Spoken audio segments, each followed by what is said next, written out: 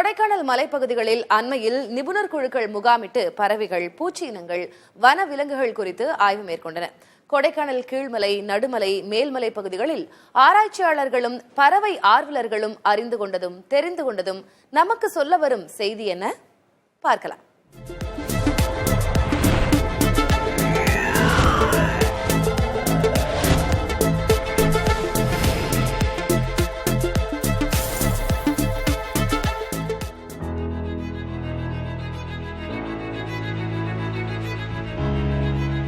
தாயை முட்டி விளையாடும் குழந்தையைப் போல மலைகளை முட்டி மிதக்கின்றன வெண்மேகங்கள்.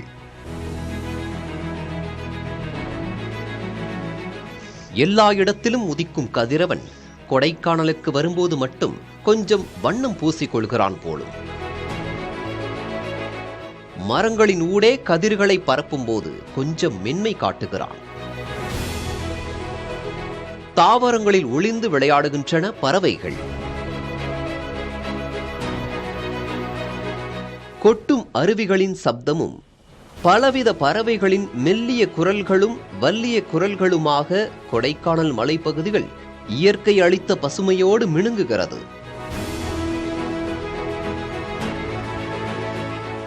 இத்தனை வகை பறவைகளா, இவ்வளவு தட்டான்களா, இத்தனை பூச்சி இனங்களா என ஆச்சரியமூட்டுகிறது கொடைக்கானல் மலைப்பகுதி.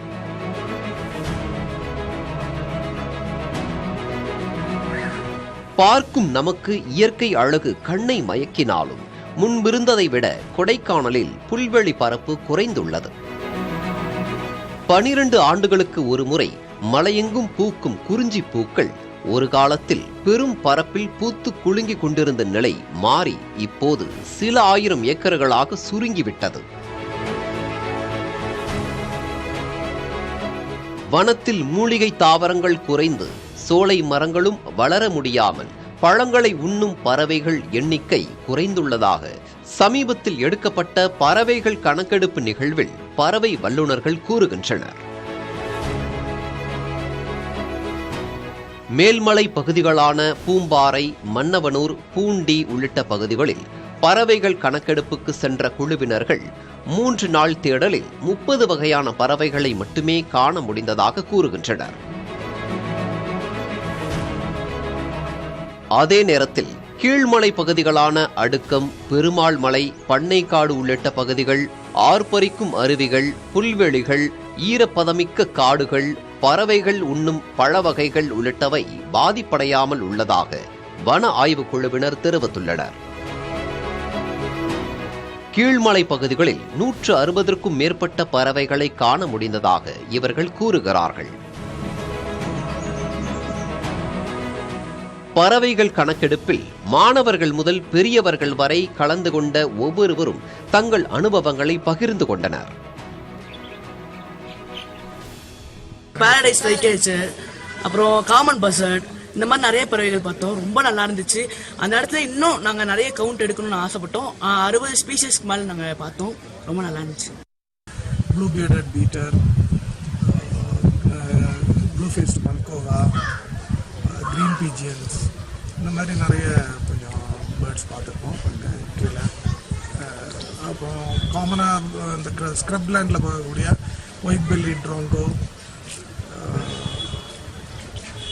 பேப்லஸ், அந்த மாதிரி பறவைகள்லாம், குக்கு ஸ்ட்ரைக்ஸ், குயில் இனங்கள், இதெல்லாம் கொஞ்சம் பார்த்தோம்.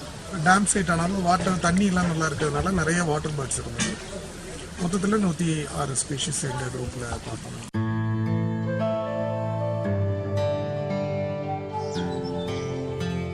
பறவைகளை பாதுகாப்பதற்காக வனத்தை காக்கும் நடவடிக்கைகளை வனத்துறை மேற்கொள்ள வேண்டும் என்பது ஆய்வுக் குழுவினரின் வலியுறுத்தலாக உள்ளது.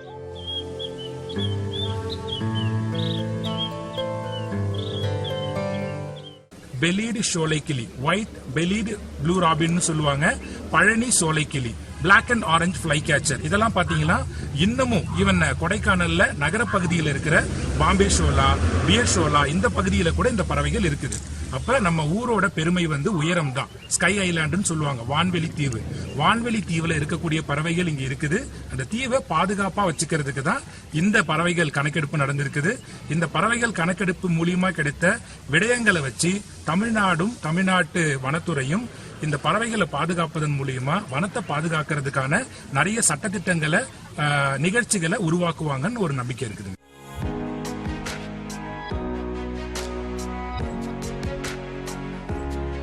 கொடைக்கானல் கீழ்மலைகளான அடுக்கம், பெருமாள் மலை பகுதிகளில் மட்டும் 90 வகையான பறவைகள் உள்ளதாக புள்ளி விபரம் கிடைத்துள்ளதாகவும், ஆனால் மேல்மலை, பூம்பாறை, மன்னவனூர் பகுதிகளில் பறவைகள் எண்ணிக்கை குறைந்துள்ளதாகவும், புல்வெளி பரப்புகள் அழிவு, கட்டட பெருக்கம் ஆகிய காரணிகளே இதற்கு காரணம் என கூறுகிறார்கள் ஆர்வலர்கள்.